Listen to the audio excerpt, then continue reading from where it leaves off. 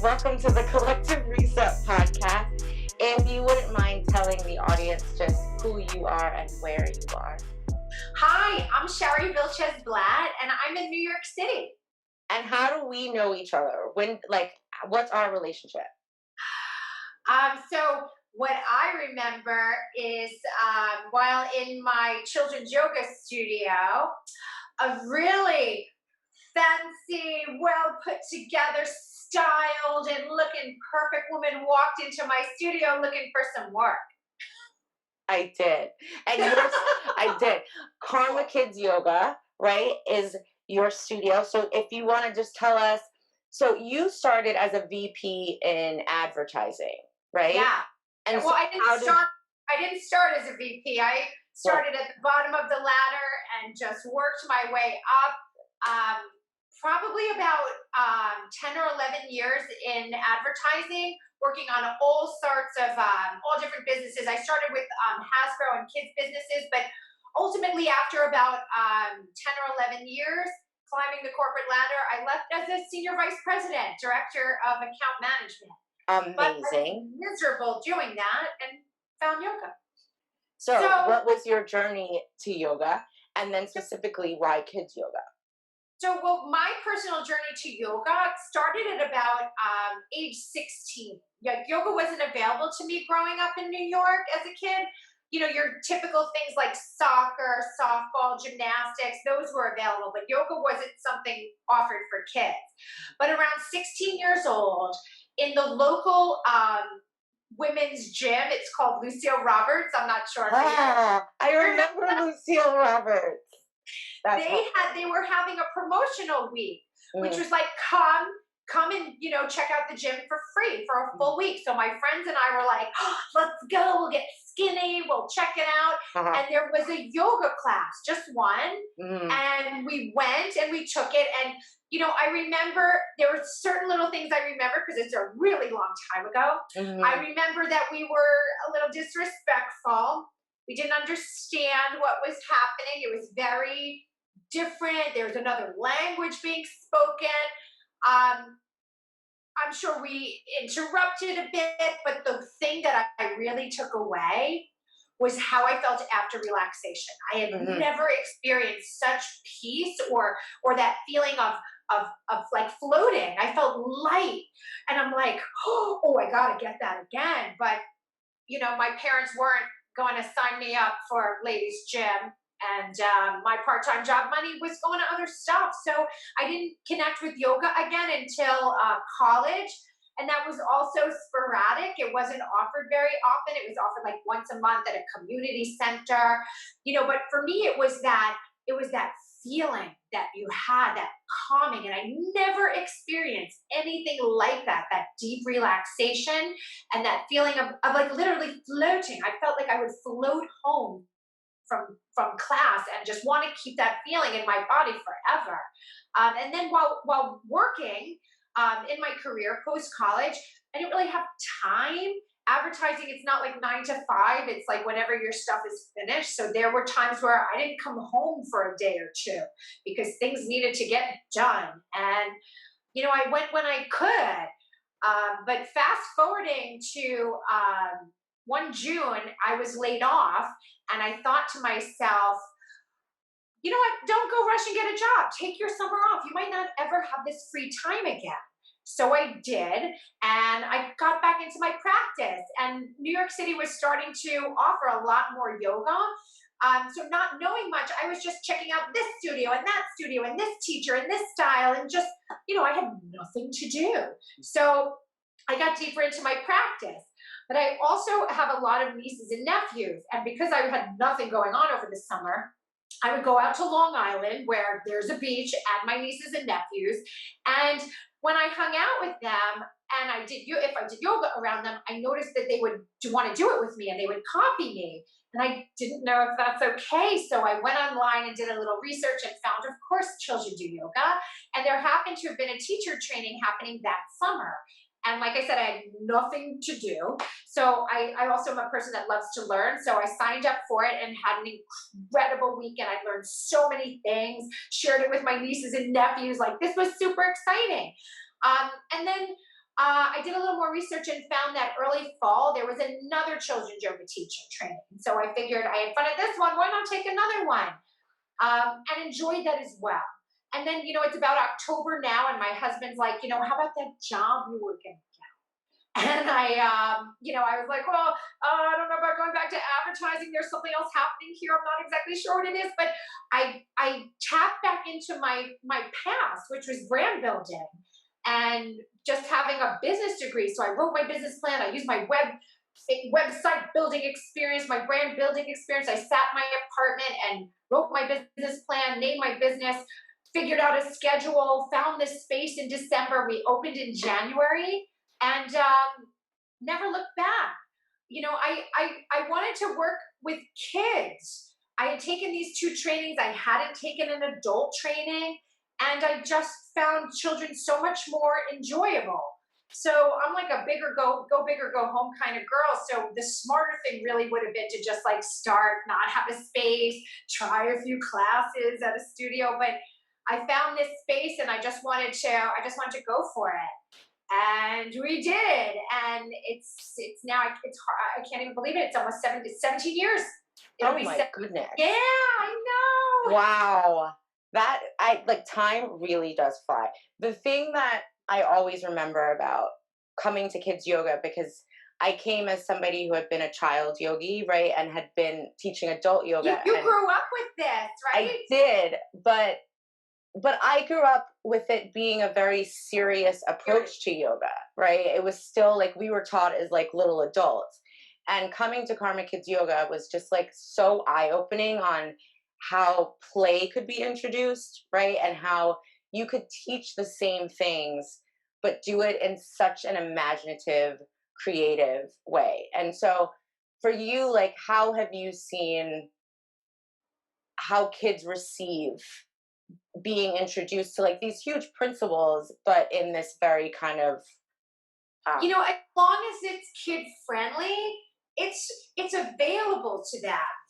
So I keep it fun and playful. Like I do understand there's a way to teach. It is a serious practice, but I find that when I start to get it really depends on the age group, to be honest. Like teenagers, I definitely get more serious with them, but I am also playful with them. So the word play is really key because we learn so much through play and discovery, right? If I kept it really serious, we start to not have fun. And part of being a kid is having fun, exploring, learning about your body, moving your body. But there's so many other little elements that I can bring in that's not just about your asana and your pranayama, that it's more than that. To bring in elements of music and literature and art and theater, science, and even just like miscellaneous trivia or just like things that are important, to bring things that we love into the practice to keep them engaged, right? Because kids love dinosaurs, but no one invented a dinosaur pose. And if this is something that brings them in because you have a love of dinosaurs or superheroes or princesses, this will be my hook.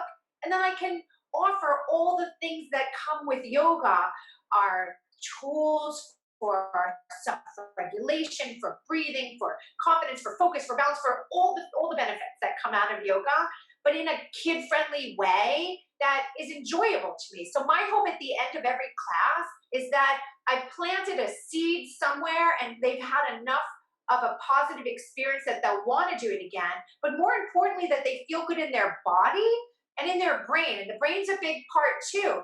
We have a lot of emotions and so much comes out with kids, right? An adult yoga class, we might, like if you and I went to a yoga class, we might have our emotions and our baggage and our stuff with us on the mat, but it's not often that it comes out.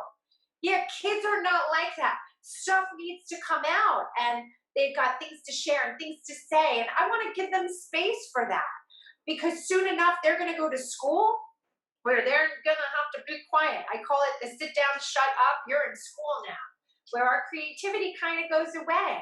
I look at it as there's 1 year you're a baby, there's 3 years you're a preschooler, and then 6 to be a kid, 6 for teenagers, and then it's over.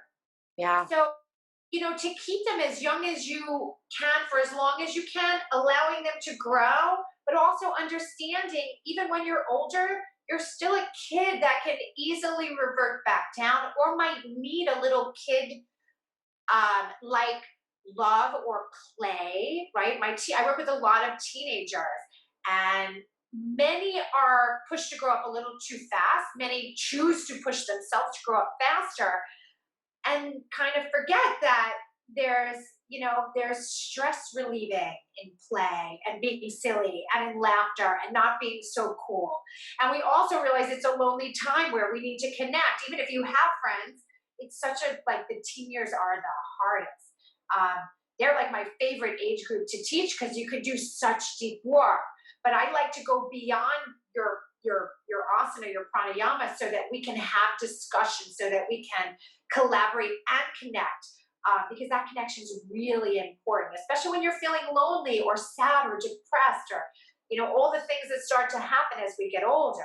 And the another thing that becomes really important, I think, when working with older kids is I feel like adults start to expect things versus applaud things, right? So when you have a little kid, yay, you tied your shoe, you used the potty, did you button your shirt? Wow. But then we get older and it's like, all right, so you didn't get an A. So I make it a point to verbally praise my students for their accomplishments, for their participation, to remember like that pat on the back goes so far. And we forget, and we start to expect things of older kids. And yeah, I know it's a lot, and I do No, but it is a lot, and it's all so important. And it's the one thing that I really took away from working for you and working in your studios and taking that into other schools and into other adolescent communities, specifically the special needs community. But yeah. it was what I saw. We talk often in the wellness community about taking yoga off the mat and what that means, and how what we're doing in these poses that we call asana or in this breath work are supposed to influence our life. And for adults, I think for a lot of us, it's like in one ear and out the other. And I saw through your teaching and through your trainings how no, these children take it off the mat, and they Yeah. really do apply what they're learning here to how they're interacting with other adults and their peers, and how they're relating to themselves. And just, it's incredible. It really is. I feel like every child needs to enroll in a yoga class, and we'd have They do. healthier adults.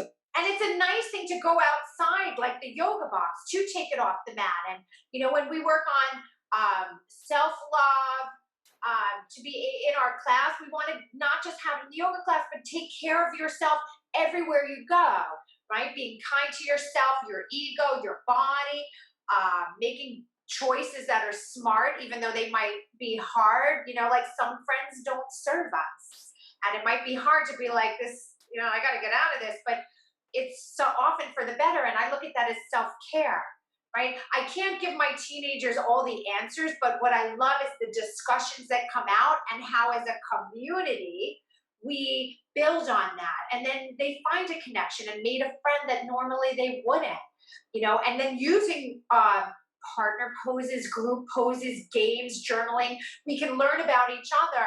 And then maybe two kids that normally you have the super most popular girl in the whole wide world, and then the other kid that no one even notices. Suddenly they made a connection, and now when she walks down the hallway, maybe won't be ignored. Maybe she'll get a smile from the popular girl. Maybe they'll hang out, just something like that. And that could be so meaningful for both students, or everyone really involved in the community, to see that we really are all connected and the same. And whether you have lots of money and someone else has nothing, a lot of our problems are still the same, right? And I work with kids of all different diversities and backgrounds and financial situations. And the one thing I've noticed with teens is it doesn't matter if you're the family that goes to St. Martin every weekend, or if you're hoping to knock the rent out this month. Their problems, their stuff in their heads is all the same. All the same stuff. Lack of confidence, feeling alone, not worthy, afraid that your friends are going to drop you, and then worries about life, about their schoolwork, um, high school, college, all these things that start to bring stress into their bodies, and it's typically neck, shoulders where they feel it, or sometimes it's in their digestion. To just become aware of their body, notice it, figure out what we have to do to take care of ourselves. Like the whole self-care thing is really new to teens, and at first they're a little resistant to it, and then they're like, "This is the greatest thing ever." Because Because I think it's we like for need the that. rest of us, right? It's like once we realize how good you can feel when you practice and when you start to access some of that, then you're like, you can't go back to what you felt like prior Yeah. or who you Well, were also, prior. I find my feedback from my kids is they don't feel like they deserve yet. I'm like, why? Why you got one body? You'd be so good to it. It's the coolest thing you're ever gonna own.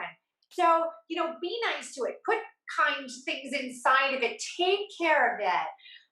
Yeah, and that's an interesting thing that comes up with them is like, am I worthy?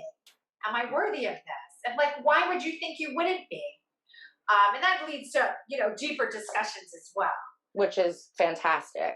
Yeah. Um, one of the things that I also always loved about you in the studio is like how much outreach you did in the community, and it wasn't just like in your studio.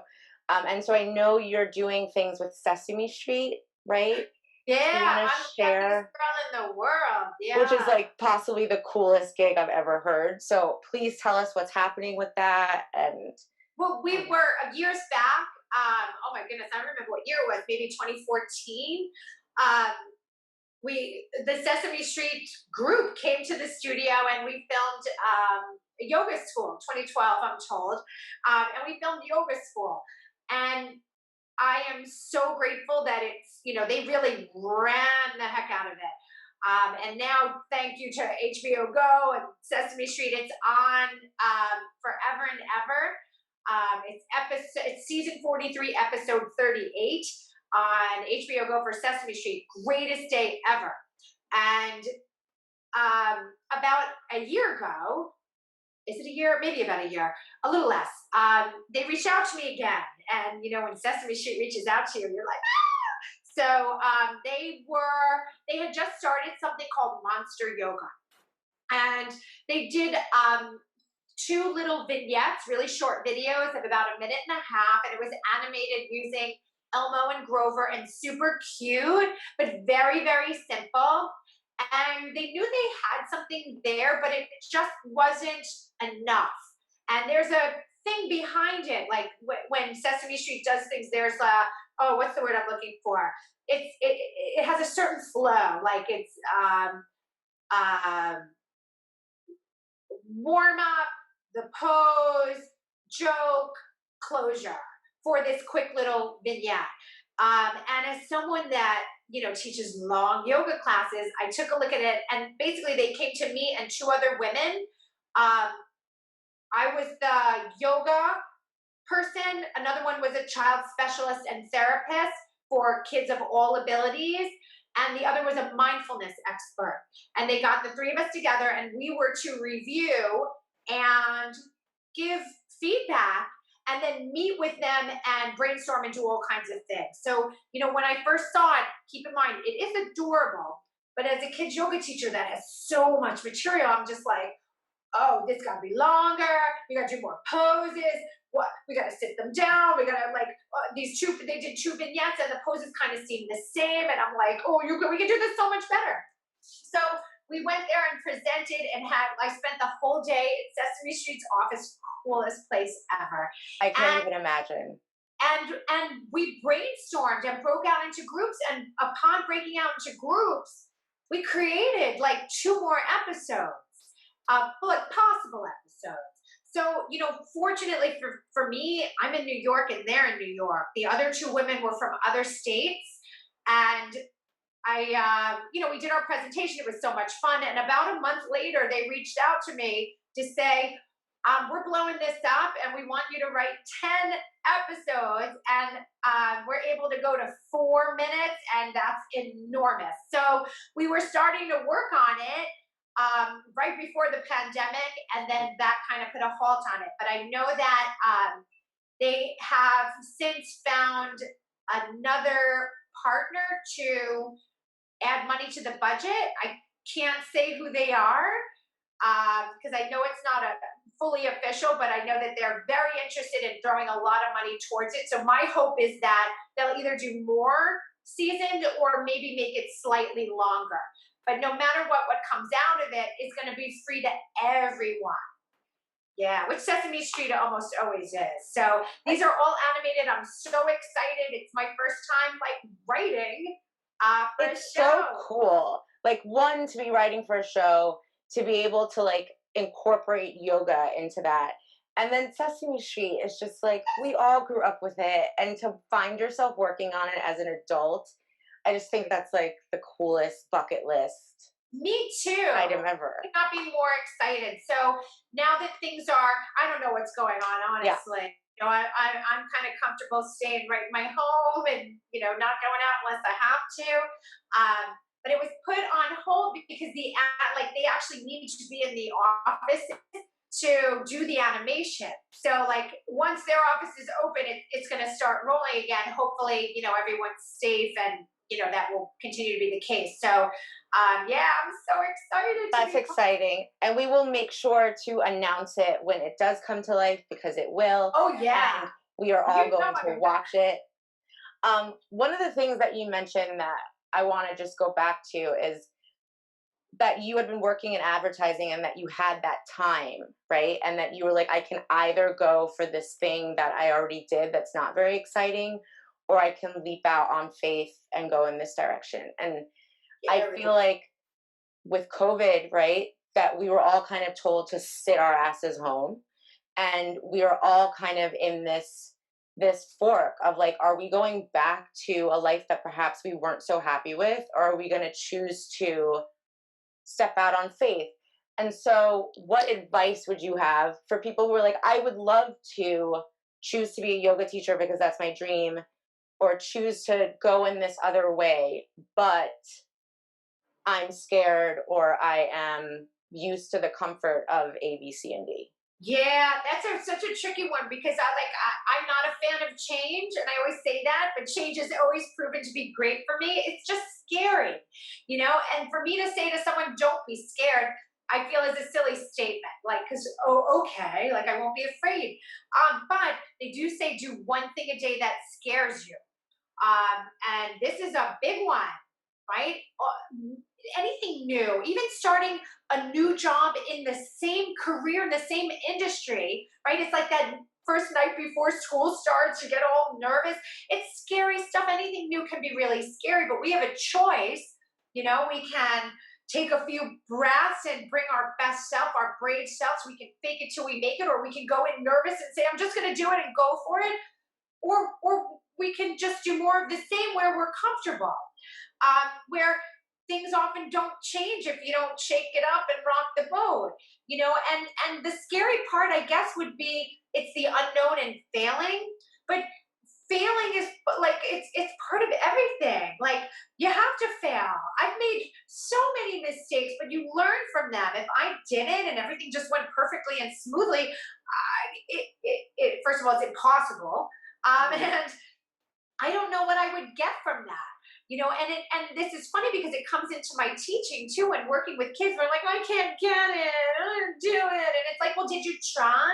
If you tell yourself you can't do it, you won't do it. But if I tell myself, you know what, girl, you're gonna go for it. And at the end of the day, often we're our own best cheerleaders. We're also our own worst enemies to go, oh, you can't do that. You know, and it's great if we have other people in our lives too that, you know, help support us and cheer us and root us on. But, you know, it's our decision if we're going to go for something or not. So, you know, my advice is always go for it.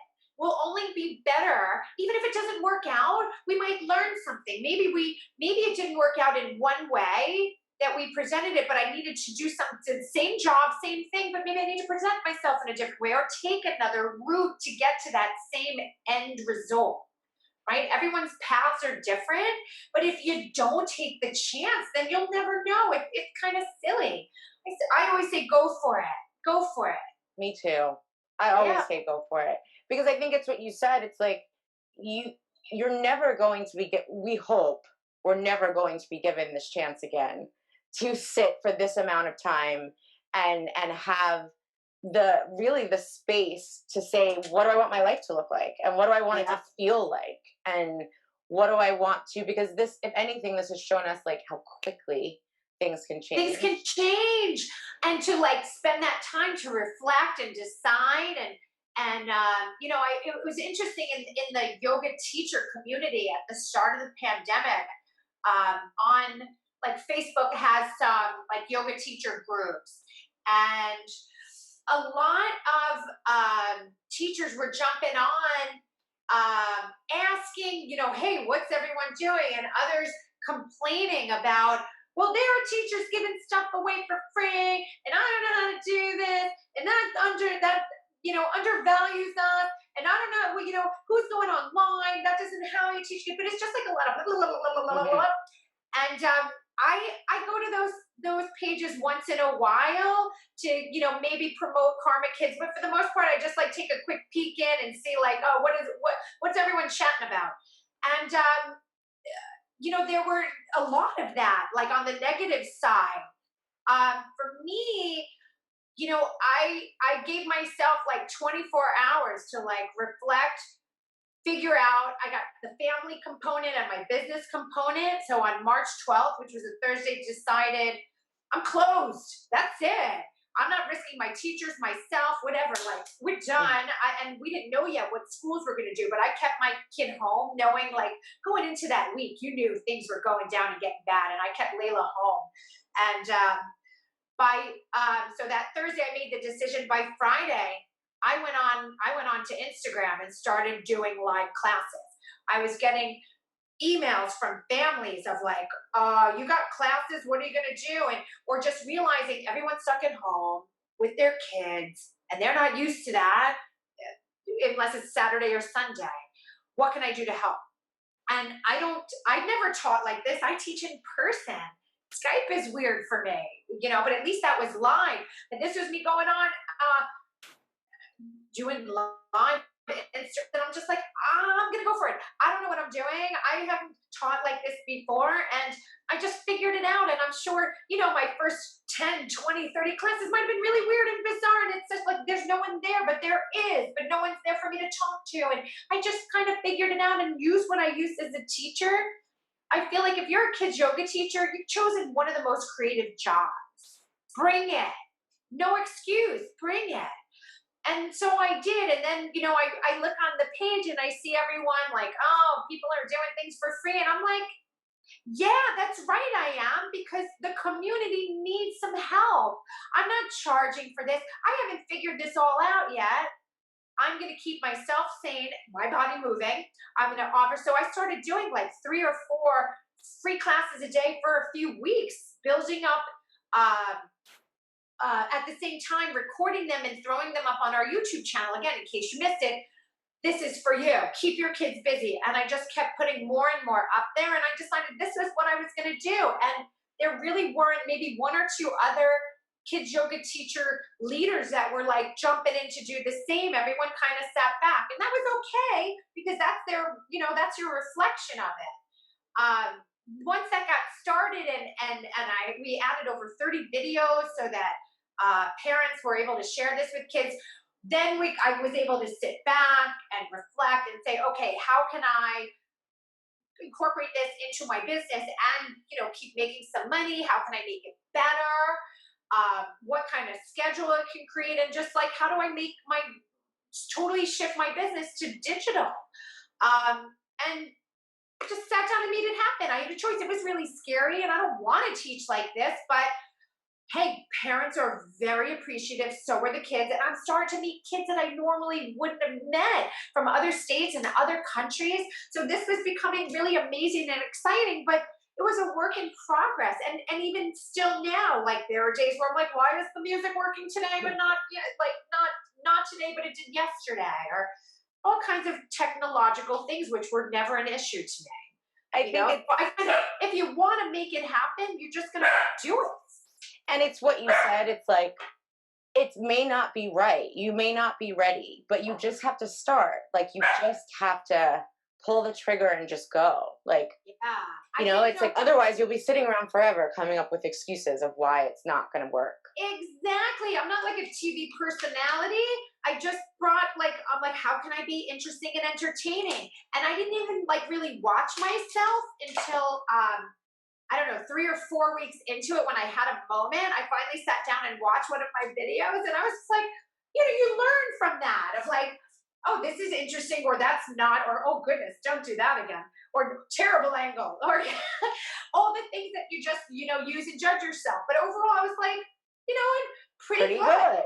The good. kids are happy. That's the important part. If they're not judging me, I'm not going to judge me. And we just made it work.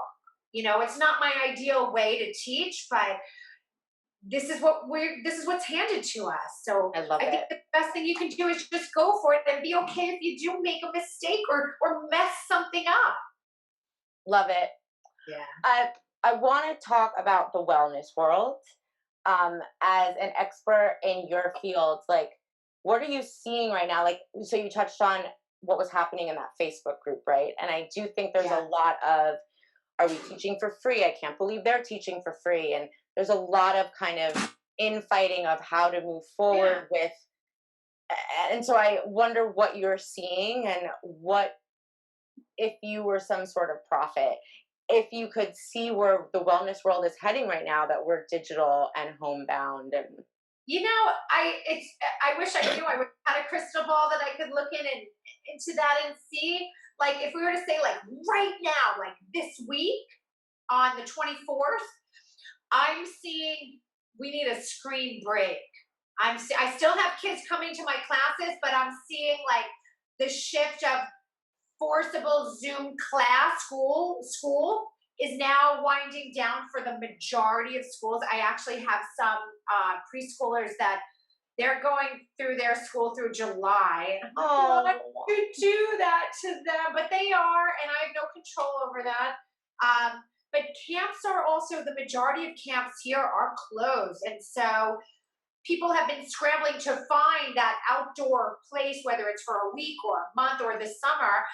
But I'm feeling right now a major like, we need a break from the screens. And I so get that. So we're actually going to take next week off, like decided 1 week, we got nothing other than like those that hired us to do virtual camp and a couple of privates. But as far as our public schedule, I'm gonna give the teachers a break. We need a break. The students a break, and then we're going to start our summer schedule with a small camp, not in person, just virtual, and classes, and just kind of figure out the schedule and discussing with our community what makes sense. Our thoughts are in the summer. You're going to get outside, and then by the afternoon when it's super hot and you're done and need air conditioning. So we did the majority of our classes in the afternoon, and we put camp for a specific age group. We're just doing girl power, which works really well for us. In the mornings, just 3 days a week. And then other than that, I'm gonna continue to do free classes on Instagram. It's the thing about yoga; it should be accessible to all, right? And I want to be able to always give back. When anyone comes and is like, "I want to take your class," I have no money. It shouldn't stop you. This is one of the reasons why that we built up, like our YouTube channel already had great videos. Some were produced and done really well. And then started the pandemic, you suddenly see how our YouTube channel shifted to, all right, it's Shari in her home and she's just using everything she can. And it's like most of them, I don't even have the flowers on the wall yet. But keeping those there, not just from a schedule standpoint, but just for anyone to access it anytime they want. We're charging a third of what we did in person. It's $10 classes. Some people don't have that. That was another thing. Is like some of the yoga teachers were like, I'm worth more than $10. We're all worth more than $10. But you know what? That's not what this is about. You chose to be a yoga teacher. You serve, not always for free, but it's your choice what you want to give back. I wanted to give back a lot, and no one, like I was not listening to people like it. I was wondering, are you talking about me? Because I'm going to keep going here. I want to give free classes. I'm going to give free classes. It does not undervalue you. and it doesn't undervalue me. I'm making it available. So many people lost their jobs or whatever their financial situation is. Maybe you're doing pretty well, but just don't have the extra money to spend right now, or you need 30 minutes or 45 minutes of sanity. Give your kids something to do. Here it is. It's there. It's free. I also have paid classes, and you could join me there too. So we decided to just do a mix of it. I love it because it brings it back to what yoga is supposed to be about, right? And I do think there's, as someone who has been a part of the yoga world for a very long time, I'm often disappointed by people who call themselves leaders, and it's not remembering that we're here to serve, and it's not remembering that this is supposed to be about sangha or community and taking care of each other, and that the biggest benefit is that we are leading people to the truth of themselves, and it's not about us. And I wish that more yoga teachers were remembering Or the money. teaching. Like, it's not about the money part, just like, oh, yeah, it just isn't. I was a senior vice president director. I was making some money. I chose to stop that so that I could do something that I loved. I'm not earning that salary, and I haven't for 17 years, but I love what I do. It's just such a different feeling. I can't, like, everyone's path's got to guide them their own way. And if making money, which, originally, yeah, of course I wanted to earn money. It was my career, and I worked really hard so that I could increase my paycheck. But I made the choice of, like, I'm just genuinely unhappy going to work every day, dreading, like, the office and some of the people that I worked with. I just, like, wasn't happy anymore. And I found something where, I, as a new business owner, I didn't pay myself for a few years. So first, super fortunate to be able to live that way. I wasn't earning an incredible salary before that and put money away. Plus, my husband is in finance, so I'm lucky and fortunate that I was even able to start the business. But I didn't do it for the money. I do it for the. I don't even know how to put to words how I feel when I leave some of my classes. Like, my heart explodes when I see teenagers feel comfortable in their skin, or a little kid that's just working on his pose, or just says an om for the first time. Like, all the little things that just, with children, that's so much more valuable. It really is. As a business, the business is successful. We make money. Right now, when you get a third of your intake, it's kind of cut. But right now, I also don't have many expenses.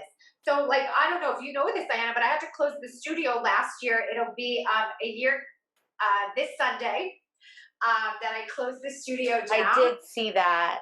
I gotta tell you, I am so grateful that things happened the way they did, because if I had that studio now, I would be out of business. Isn't that amazing to, like, I love when you can do that, right? When you can look back and be like, oh, wow, that terrible thing actually saved me from what would have been so much worse down the line if you were still paying the overhead on a studio in New York. And tell people where you were located. So I had 23rd. Well, we moved from the studio that I met you at to Flatiron. So you might remember the first studio. It was adorable. Like, aesthetically, it was so cute and pretty. But that was an old building, and you might remember sometimes there were creatures living in the walls. I do remember that studio. Right. It was on 13th. 14th Street, and you walked up that old rickety staircase. Yeah. Then you walked into, like, the most beautiful space. And then where did you move? To Flatiron District. Flatiron, to where, like, our landlords took care of the building. It's beautiful, beautiful wood floors, everything done over. It had a full, nice kitchen. It was ginormous and beautiful. Still stairs, but it was the rent was. Well, let's just say with rent and a stroller valet, because there was no elevator in the building, and we needed a handsome gentleman to carry your stroller up and down the stairs, was about $11,000 a month. And it got to the point, like, I couldn't do it anymore. And if you had So kept it and it would still be open right now, it would have been forced to close anyway, because who can afford to do exactly. that? After the Yeah. first month, it just like they wouldn't have been able to do it. So, we can look at it as like things happen for a reason. And look, the universe knew this was going to all happen. And, I don't know. The But, universe will always right take now, care. given the circumstances, yeah, given the circumstances and everything, we're actually doing pretty okay. We've found our new clients that are coming in from around the world, and we have old ones that have been with us, and it's enough to keep the teachers I have on staff working, because that's also really important to me. I always we're like, how are they going to pay the bills? I hope I have work for them. And then during the pandemic, we were actually approached by a few schools, not the public ones, because unfortunately they were told like you don't spend a dime, but the private schools need, like, phys ed is part of your day to day, and they needed kids to move, and they hired us, and yeah, we've actually been, like, knocking on wood, we've been doing well through the pandemic.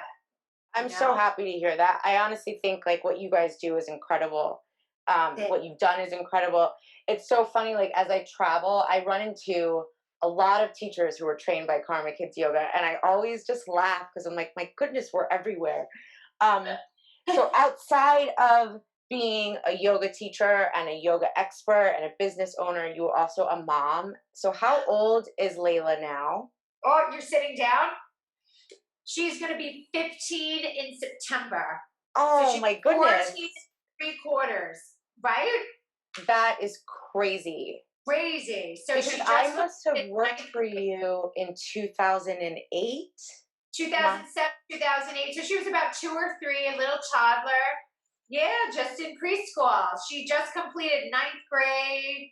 She's a really good kid. I can roll my eyes about her from time to time, but she's not here right now. So I'll tell you, she really is a great kid. She's awesome. I know she's put on this planet to make me insane, but that's what um, daughters are put on on this planet for, to drive their mothers nuts. yeah, they definitely were. But she's a great kid. She goes to it's a school that's a middle and a high school together. So she went there for middle school and stayed on for high school. It's a public school in Gramercy. So like weird things like she's been doing this for years now, but she commutes on her own. She's During the pandemic, this has been wonderful. My heart was going out to all the parents that have preschoolers or elementary school kids. My husband and I were like, "Whew, we're so lucky. Go make yourself something for dinner. Hey, go get this for," like, she does stuff on her own. She did school in her bedroom, and participated in class. She actually did really well during the pandemic. Good. As far as grades and assignments, she kept it up. Her school did really well. Yeah, being a mom is definitely the hardest thing I've ever done. Requires a lot of patience, and I'm still figuring it out. I'm no expert. I make mistakes and do things wrong, and we figure we'll mess her up enough to make her mildly interesting as a grown up.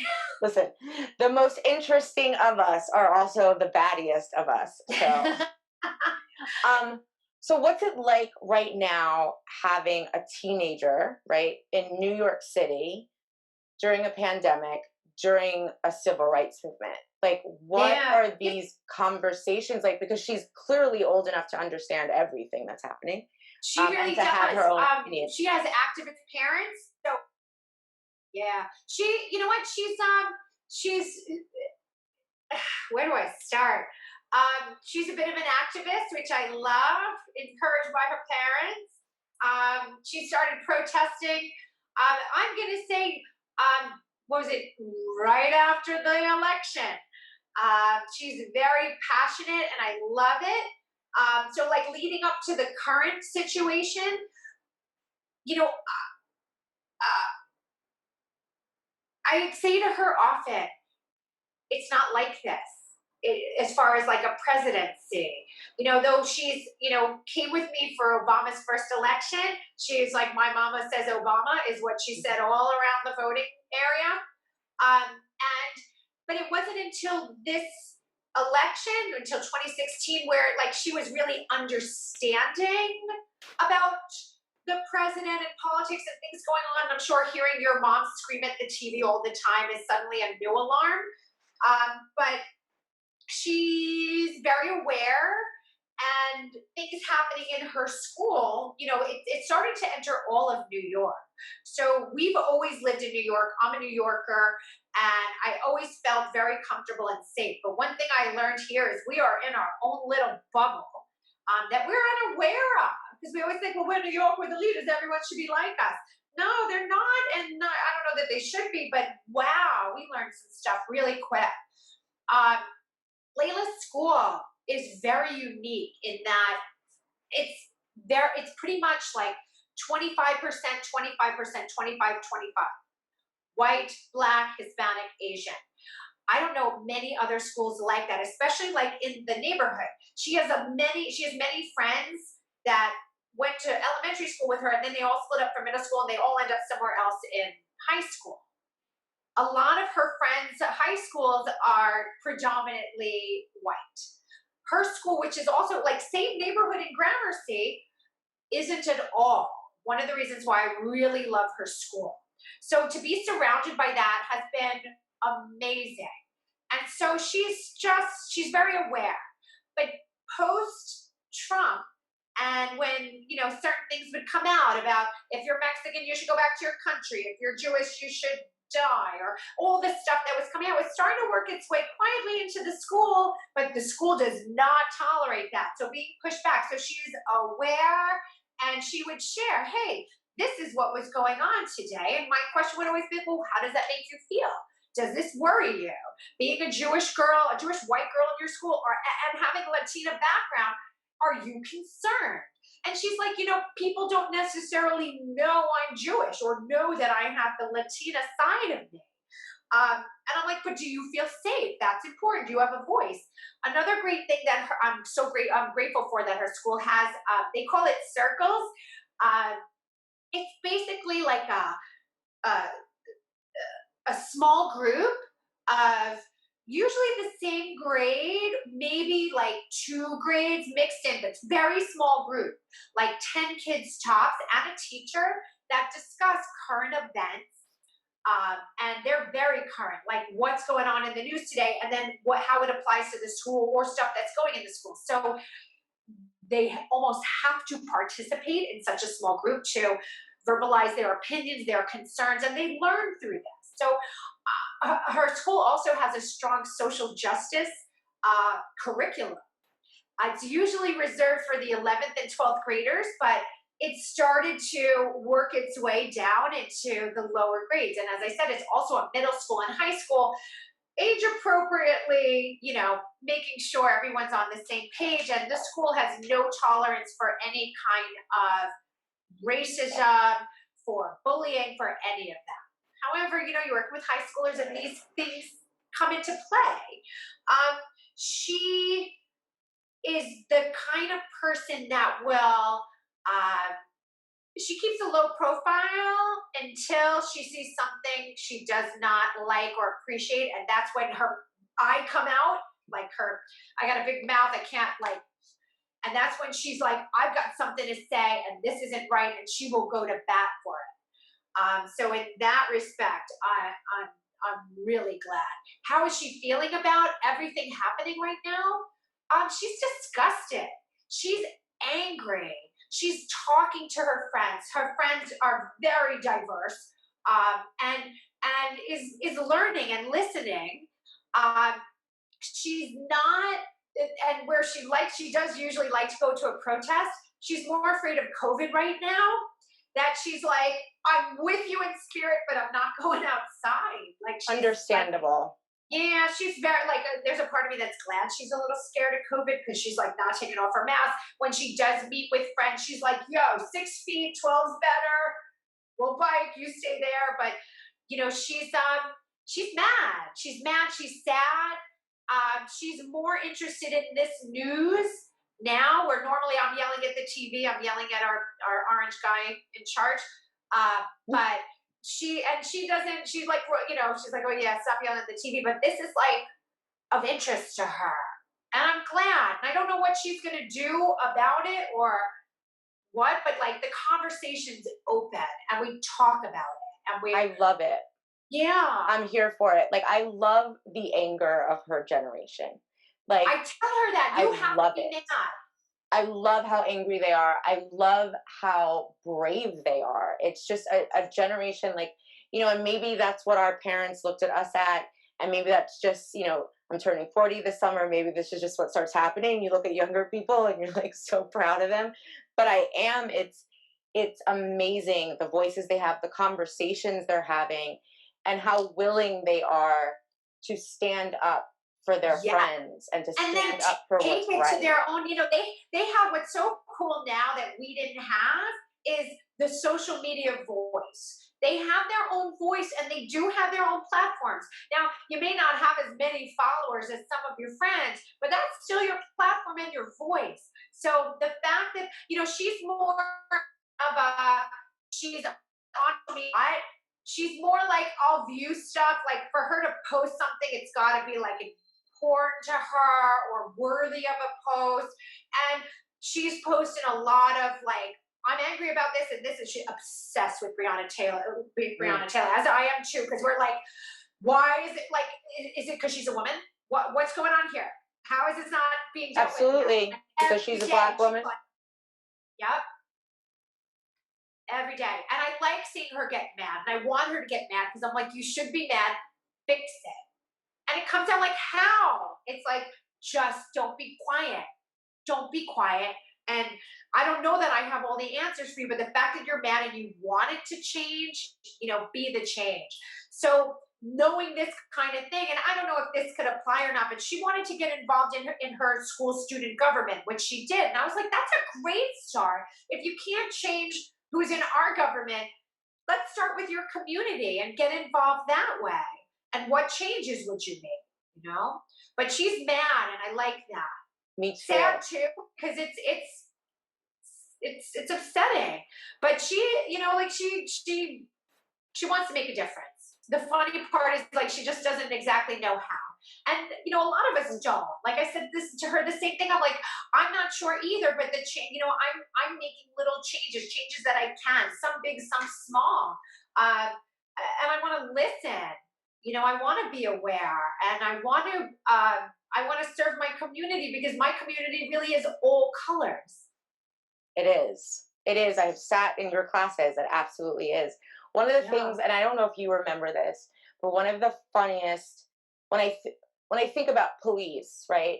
And when I think about my own experiences with police, I always tell the story of you and what happened to me. And I don't know if you remember, but I was coming to work at Karma Kids Yoga, and I was standing on the train platform in Astoria, Queens, because that's where I was living at the time.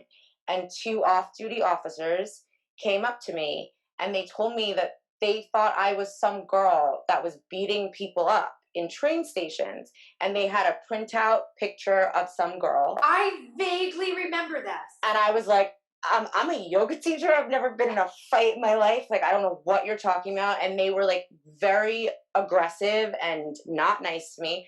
And I didn't give them any personal information. And I came to work and worked. And then it was maybe a week later, and you called me and said, 2 fucking pig cops just showed up at the studio looking for you. And they had somehow tracked me down, had found me at Karma Kids Yoga, had come to the door, and the studio was closed. I think it was like just you and maybe somebody else who was working the desk. And they were looking for me, and you gave them no information. You wouldn't give them my name. You called me immediately, and you were like, this is what's happening, and I just want to make sure you're safe. And I just remember like being so blown away because you were my boss, and that could have been like a, why are cops coming here? And what did you do? And there was just such an understanding. Oh, let me give you her information. Yeah. She's Black and probably is your suspect. Yes. And you stood up for me in that moment. And it was like, I'm not giving you any information about her. And I don't even know if they had told you why they were looking for me, but it was absolutely ridiculous. I was being like harassed by New York cops. And it was after that I was like, I think it was that you made me feel very strong in my voice, and I went to internal affairs and I reported them because I was like, yeah, this is crazy. Why are these people following me? Yeah. Like, is there nothing else going on that this is what you're focused on? Really? You have nothing else to do. And they would come to a children's yoga studio and you still think I'm this girl that's beating people up? Like, do you see like teddy bears on the wall? Like, it was absurd. And that was what, I was 28 maybe at that time. It was a long time Even ago. as a white woman, police scared the heck out of me. We had an incident, and I want to say we. It was really my daughter's incident, and she was in elementary school. And at the time, her elementary school's in the West Village. It's the whitest part of the city. It's extremely white, but this is where she went to school. This is where we lived at the time.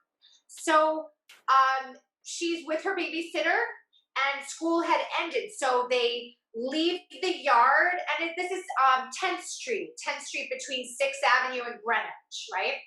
And as they're just walking, apparently a bike messenger who was black was cut off by a car. Or vice versa. Someone got cut off, and then, the car's like, hey, blah, blah, blah. And the bike messenger is like, blah, blah, blah. And whatever, my daughter isn't seeing or like concerned with that. It's New York City. The car happens to be an off-duty police officer in his plain clothes, gets out of the car and draws his gun. My daughter is 10 feet away with her babysitter. Gone. Drawn on a bike messenger. 3:05 p.m. Broad daylight. Kids are everywhere leaving the school. When I tell you, everyone started running and screaming. Back into the schoolyard, the school went into lockdown. Parents, a couple people got pictures. It was the biggest ordeal. My daughter called me from her babysitter's phone, hysterical, crying, so afraid. She was so close to a gun. She had never seen one before, not a real one, ever, and this was scary. And as parents of this school, we went nuts. I went nuts. And made a big fuss between the school and the precinct, and collected a meeting and involved all important people, of course, except for this officer. Of course. Nothing ever came of it. They all agreed, but he was not suspended. He was not fired. It just went away, never to be heard from again. And the school year ended, and then we start to go on with our lives. But this is like stuff that kind of stuck with her a little bit, and with me, like that's absolutely insane. I have no word. Like, why? You're off duty. You're drawing your gun? Are you kidding me? Because of road rage? You shouldn't have one. My guess is he's still, it's funny because my husband and I were talking about it about a month ago. And I'm like, I wonder if he's still at the precinct. I said to him, I'm like, would you remember who he was if you went in there? And he's like, of course I would. We totally remember this. Like, it was a big deal. We were pissed. And they all just tried to make the parents feel better and listen and heard, but nothing came of it. This is insane. There's too much, I don't even know what the word is. They're too emboldened. They have too much power. It's why this conversation is happening, right? It's like if they, and even for the good ones, if they felt empowered enough to know that they could speak up and speak out and still hold on to their job and not be ostracized, perhaps more of the good ones would speak up, but it's not the environment of their community. No, it's not. It's not how we treat people. There's kids everywhere, and also you're cut off. You get used to it. It's part of driving. Like bikes, cars, New York City, no space. Like, have some patience. Absolutely. Like, if you're gonna draw your gun with kids everywhere, what else will you do when you're really mad? When you're not in front of, in a situation. So, or when it's nighttime and you're not in front of all of these people. If this is what you do in front, and this is what I think about a lot of what's happening. It's like, this is what they're doing in front of people while being filmed. So what do you think is Yeah. happening when no one's around? Yeah, I mean, those it's are scary. terrifying. We lived in the East Village for 2 years, and it wasn't until like right when we were moving did a neighbor say, "Oh, you're getting out of here. We're getting out of here too. All the police briefings that are happening on 13." I'm like, the what? Sometimes, like when you're not aware of stuff going on in your community, and again, like I don't know if it was true or not, but it wasn't just one person, it was numerous people. After hearing that, I had to ask other neighbors and like, was this going on? And apparently, there were police that were just going into certain buildings, knocking on doors, harassing, and then unfortunately taking advantage. And who's going to believe the girl that, oh yeah, sure, three police officers came in and raped you? I believe And it. it happens. Those same officers in New York, when I was 27 years old, after coming to Karma Kids Yoga, came to my home at 1 o'clock in the morning, knocking on my door in plain clothes, no warrant, no arrest, still. So, and even if that story had been true, you think I'm some teenage girl who's robbing people for their book bags. Like that was like the crime that you're saying I've committed. Why are you at my home at 2 o'clock in the morning Without your with police. no warrant, without a badge, with no uniform, Yeah. knocking on my door to talk to me? That's what prompted me to finally go to internal affairs. The cops have been doing this stuff for. Yeah. And did you ever find out like what happened? No, No. I was It's never probably not. followed up with, because it was probably nothing. I mean, I was never followed It's up with. like There was a creepy brotherhood. absolutely. Yeah. So, as we come to wrap up this, in thinking about all of this racial tension, right? What you're dealing with also being a business owner and a mom, and all of these little things that make up your day. How are you as a woman taking care of yourself right now? So, Well, or next are time you? off. Is there Like any time for that? yeah, I have to. I have to. So, kind of been stuck at home we're on week 15. That's the one thing I may not have the day of the week, but I know what week we're on. I'm making it a point to do stuff for myself. So for me, a lot of my self-care, at first it was teaching because that's what I do best and it makes me happy. So I'm just like, I'm going to teach, teach, teach, teach. And I found myself like, I'm quite exhausted and busy. So I'm making it a point to like take a bath, make myself take a class and stop making excuses. Layla and I do a bar class every week that's just for us. And we've only started doing this during the pandemic.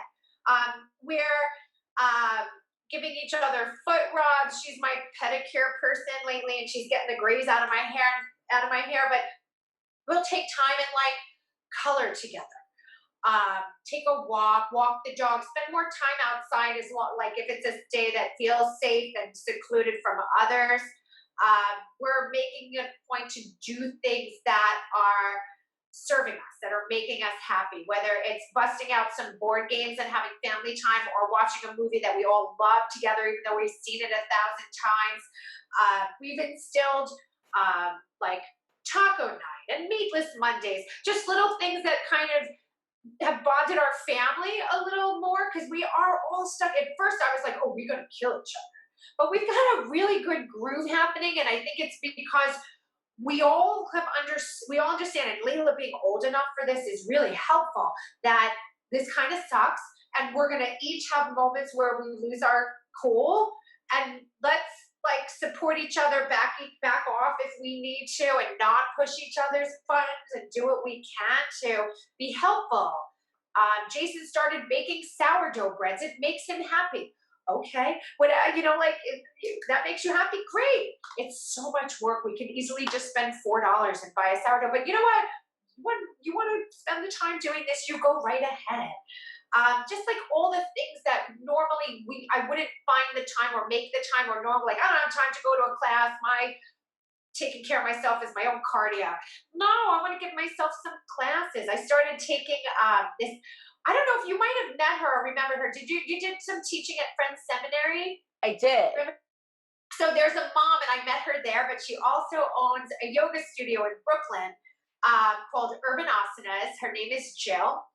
And she does a class called Soul Sunday. And that has become my Oh, nice. I gotta do it. I just feel incredible afterwards. And it's like a slow flow, little restorative.